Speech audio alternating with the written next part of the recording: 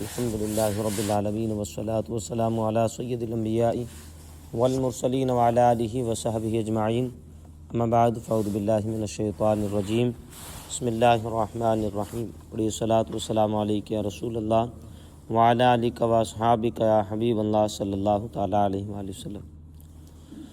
اعوذ باللہ من الشیطان الرجیم، بسم اللہ الرحمن الرحیم۔ قد يعلم الله الذين آمنوا قد يعلم الله المعوقين منكم والقائلين لإخوانهم هلم إلينا ولا يأتون الباس إلا قليلا۔ بے شک اللہ تم میں سے ان لوگوں کو جانتا ہے جو دوسروں کو جہاد سے روکتے ہیں اور اپنے بھائیوں سے کہتے ہیں ہماری طرف چلے آؤ، اور وہ لڑائی میں تھوڑے ہی آتے ہیں۔ قد یعلم اللہ المعوقین منکم، بے شک اللہ تم میں سے ان لوگوں کو جانتا ہے جو دوسروں کو جہاد سے روکتے ہیں۔ اس آیت کا شان نزول یہ ہے، یہ آیت منافقین کے بارے میں نازل ہوئی۔ ان کے پاس یہودیوں نے پیغام بھیجا تھا کہ تم کیوں اپنی جانیں ابو سفیان کے ہاتھوں سے ہلاک کرنا چاہتے ہو؟ اس کے لشکری اس مرتبہ اگر تمہیں پا گئے تو تم میں سے کسی کو باقی نہ چھوڑیں گے۔ ہمیں یہ اندیشہ ہے کہ تم کسی مصیبت میں گرفتار نہ ہو جاؤ۔ تم ہمارے بھائی اور ہمارے ہمسائے ہو، اس لیے ہمارے پاس آ جاؤ۔ یہ خبر پا کر عبداللہ بن ابی بن سلول منافق اور اس کے ساتھی مومنین کو ابو سفیان اور اس کے ساتھیوں سے ڈرا کر رسول کریم صلی اللہ علیہ وسلم کا ساتھ دینے سے روکنے لگے، اور اس میں انہوں نے بہت کوشش کی، لیکن جس قدر انہوں نے کوشش کی مومنین کی ثابت قدمی اور استقلال اور بڑھتا گیا۔ أشحة عليكم فإذا جاء الخوف رأيتهم ينظرون إليك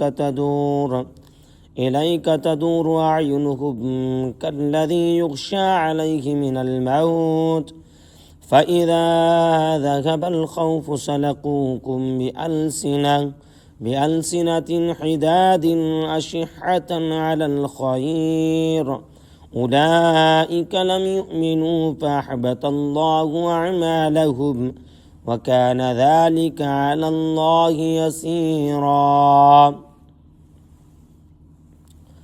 تمہارے اوپر بخل کرتے ہوئے آتے ہیں، پھر جب ڈر کا وقت آتا ہے تو تم انہیں دیکھو گے کہ تمہاری طرف یوں نظر کرتے ہیں کہ ان کی آنکھیں گھوم رہی ہیں جیسے کسی پر موت چھائی ہوئی ہو۔ پھر جب ڈر کا وقت نکل جاتا ہے تو مال غنیمت کے لالچ میں تیز زبانوں کے ساتھ تمہیں طعنے دینے لگتے ہیں۔ یہ لوگ ایمان لائے ہی نہیں تو اللہ نے ان کے اعمال برباد کر دیے، اور یہ اللہ پر بہت آسان ہے۔ یعنی منافقوں کا حال یہ کہ جب مسلمانوں کو جنگ میں ان کی مدد کی ضرورت ہوتی ہے تو یہ لوگ بخل کرتے ہیں، اور اگر جیسے تیسے لڑائی میں کچھ شرکت کرنا پڑ جائے تو اس وقت ان کی حالت یہ ہوتی ہے کہ خوف سے ان کی آنکھیں ہی گھوم رہی ہوتی ہیں۔ اور جب اللہ تعالیٰ کے فضل و کرم سے مسلمان جنگ میں فتح یاب ہو جاتے ہیں تو پھر مال غنیمت کے لیے سب سے پہلے یہ منافق پہنچ جاتے ہیں، اور اپنی جرت کی چھوٹی جھوٹی داستانیں سناتے ہوئے کہتے ہیں کہ ہم نے اتنی بہادری دکھائی اور ہماری بہادری کی وجہ سے ہی جنگ میں کامیابی اور غنیمت ملی ہے، لہٰذا ہمیں غنیمت میں سے زیادہ حصہ دیا جائے۔ اللہ تعالیٰ ارشاد فرماتا ہے ان لوگوں نے اگرچہ اپنی زبانوں سے ایمان اقرار کیا ہے، لیکن در حقیقت یہ لوگ ایمان لا ہی نہیں، اور چونکہ حقیقت میں وہ مومن نہ تھے اس لیے ان کے تمام ظاہری عمل جہاد وغیرہ سب باطل کر دیے گئے، اور عملوں کو باطل کر دینا اللہ تعالیٰ پر بہت آسان ہے۔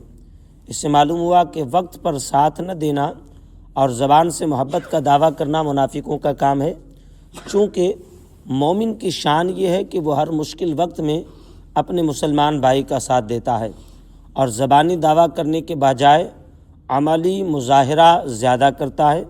اللہ تعالیٰ نے بولنے کے لیے زبان ایک اور دیگر کام کرنے کے لیے اعضاء دو دیے ہیں، لہٰذا آدمی کو چاہیے کہ وہ کلام کم کرے اور کام زیادہ کرے، اور وہ وقت کے اوپر اپنے دوسرے دوست اور اپنے بھائی کا ساتھ دے۔ اللہ تبارک و تعالیٰ حضور علیہ السلام کے وسیلے سے ہمیں قرآن کی آیتوں سے سبق حاصل کرنے اور ان پر عمل کرنے کی توفیق نصیب فرمائے، اور حضور علیہ السلام کے وسیلے سے اللہ ہم سب کو انہی آیت کریمہ کو اپنی زندگی میں عملی جامہ پہنانے کی توفیق نصیب فرمائے۔ آمین بجاہ النبی الامین صلی اللہ علیہ وسلم۔